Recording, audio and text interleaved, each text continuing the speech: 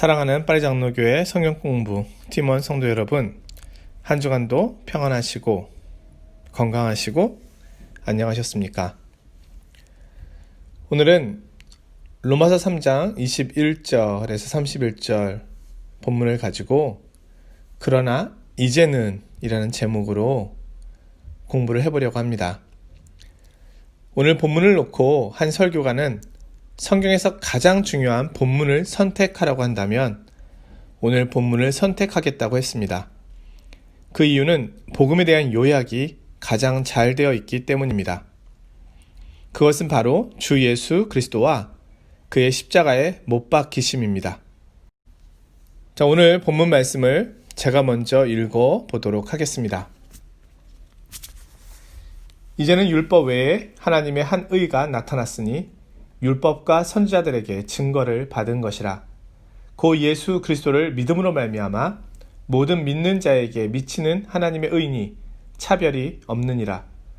모든 사람이 죄를 범하였음에 하나님의 영광에 이르지 못하더니 그리스도 예수 안에 있는 속량으로 말미암아 하나님의 은혜로 값없이 의롭다 하심을 얻은 자 되었느니라. 이 예수를 하나님이 그의 피로써 믿음으로 말미암는 화목 제물로 세우셨으니 이는 하나님께서 길이 참으시는 중에 전에 지은 죄를 간과하심으로 자기의 의로우심을 나타내려 하심이니 고 이때에 자기의 의로우심을 나타내사 자기도 의로우시며 또한 예수 믿는 자를 의롭다 하려 하심이라. 그런즉 자랑할 데가 어디냐? 있을 수가 없느니라. 무슨 법으로냐? 행위로냐? 아니라 오직 믿음의 법으로니라. 그러므로 사람이 의롭다 하심을 얻는 것은 율법의 행위에 있지 않고 믿음으로 되는 줄 우리가 인정하노라. 하나님은 다만 유대인의 하나님이시냐? 또한 이방인의 하나님은 아니시냐? 진실로 이방인의 하나님도 되시느니라. 할례자도 믿음으로 말미암아 또한 무할례자도 믿음으로 말미암아 의롭다 하실 하나님은 한 분이시니라. 그런즉 우리가 믿음으로 말미암아 율법을 파기하느냐? 그럴 수 없느니라. 도리어 율법을 굳게 세우느니라. 아멘. 자, 오늘 본문 말씀을 이해하기 위해서 우리는 다시금 로마서의 핵심 주제 구절을 생각해 보아야 하겠습니다. 자, 지금까지 공부한 내용을 한번 떠올려 보아야겠습니다. 그것은 로마서 1장 16절 17절입니다. 내가 복음을 부끄러워하지 아니하노니 이 복음은 모든 믿는 자에게 구원을 주시는 하나님의 능력이 됨이라. 먼저는 유대인에게요, 그리고 헬라인에게로다.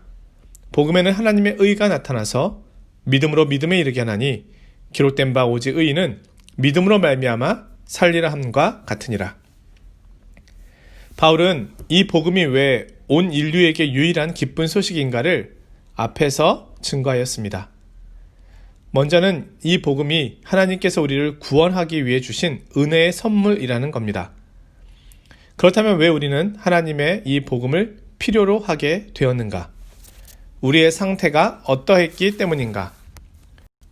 먼저 바울은 유대인, 이방인 모든 인류가 하나님의 진노와 심판 아래 있다는 것을 보여주었습니다. 그것은 불경건과 불의함에 대한 심판이었습니다. 하나님의 진노는 죄와 악에 대한 하나님의 철저한 혐오입니다. 그리고 그 일은 율법 있는 유대인이라 양심의 법 아래에 있는 이방인들이나 모두 정죄 아래 있기 때문이라는 겁니다. 하나님은 거룩하신 분이십니다. 그러므로 하나님은 죄를 미워하십니다. 하나님은 빛이십니다. 어둠이 없으십니다. 죄인은 하나님을 거스르고 있는 것이며 하나님께 반역하고 있는 겁니다. 우리는 하나님을 반역한 세상이 맺고 있는 열매들이 무엇인지를 살펴보았습니다. 1장 21절에서 23절에 보면은요, 하나님을 알되 하나님을 영화롭게도 아니하며 감사하지도 아니하고 오히려 그 생각이 허망하여지며 미련한 마음이 어두워졌나니 스스로 지혜 있다 하나 어리석게 되어 썩어지지 아니하는 하나님의 영광을 썩어질 사람과 새와 짐승과 기어다니는 동물 모양의 우상으로 바꾸었느니라. 인간은 하나님을 섬기기를 좋아하지 않습니다. 우상을 섬깁니다. 하나님을 등지고 피조물을 더 좋아합니다. 뿐만 아니라 불의함의 열매도 봅니다. 자신이 하나님처럼 되고 싶어 합니다. 그로 인해 맺는 열매는 1장 29절 이하에 잘 나타나 있습니다.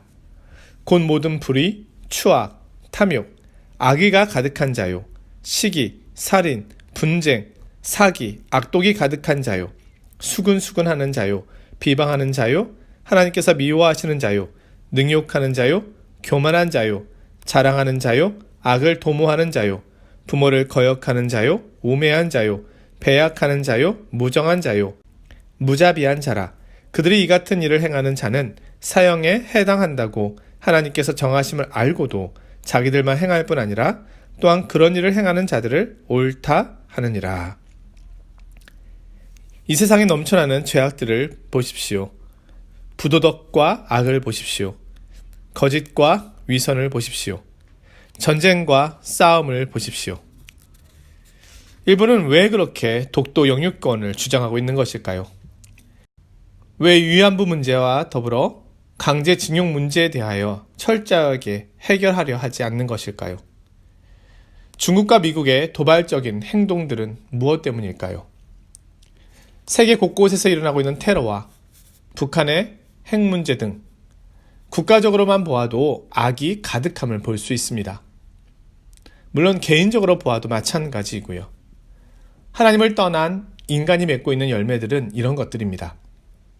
교육은 보다 인간다운 하나님의 형상을 가진 거룩하고 순결한 사람을 만들기보다 이기적인 괴물을 만들어내고 있습니다.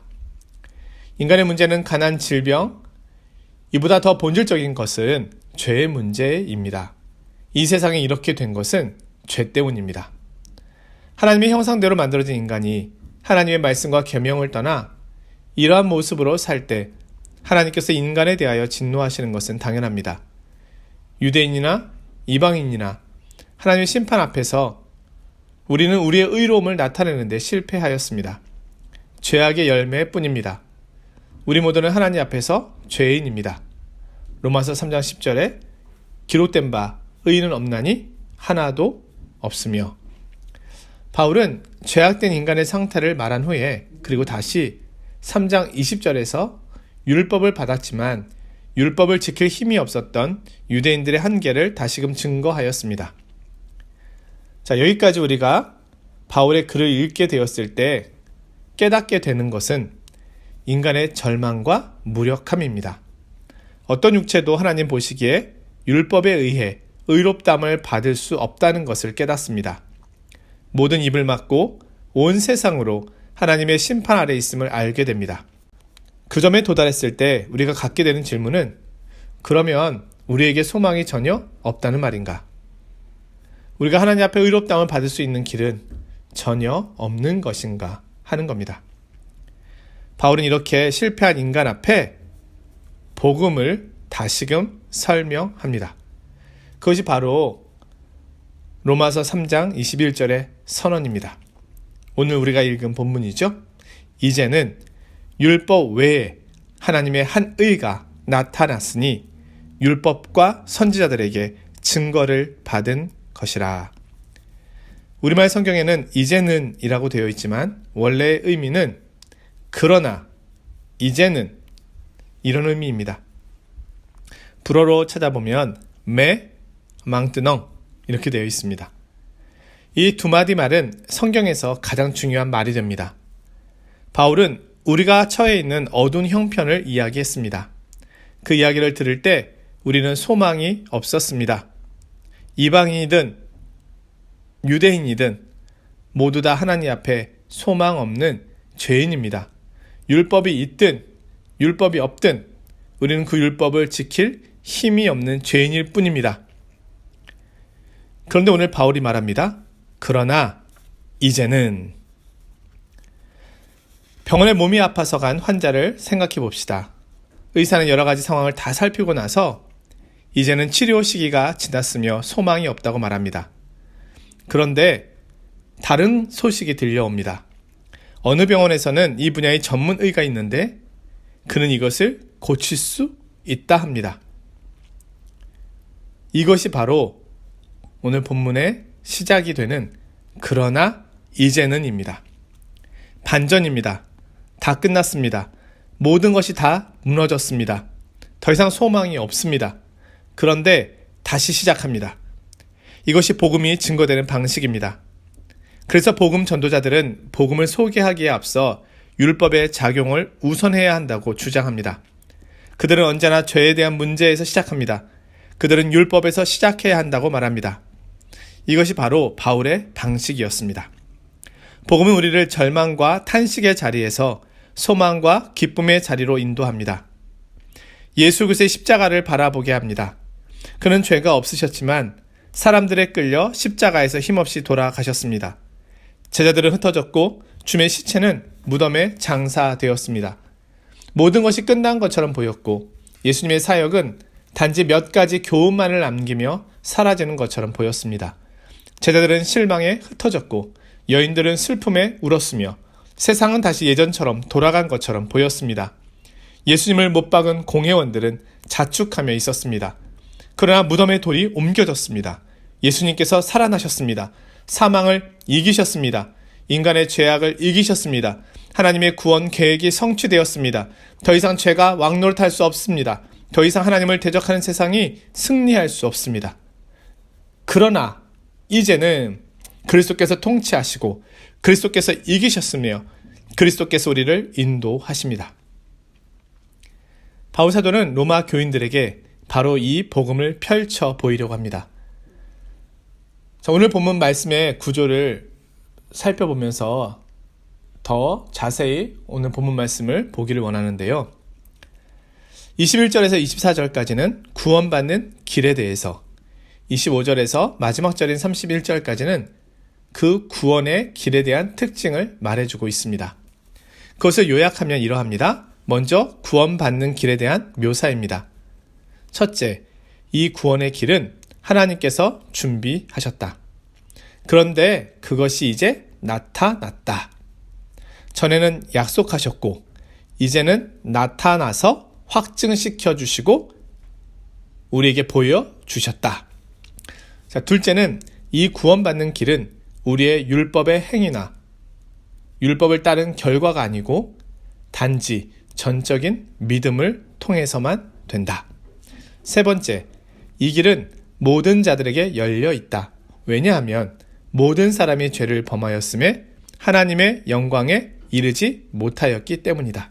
즉, 유대인이나 이방인에게 차별 없이 개방되어 있다.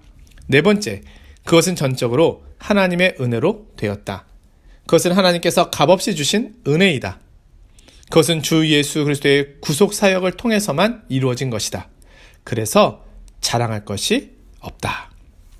25절에서 31절은 구원의 길에 대한 특징을 요약해서 말씀해 줍니다.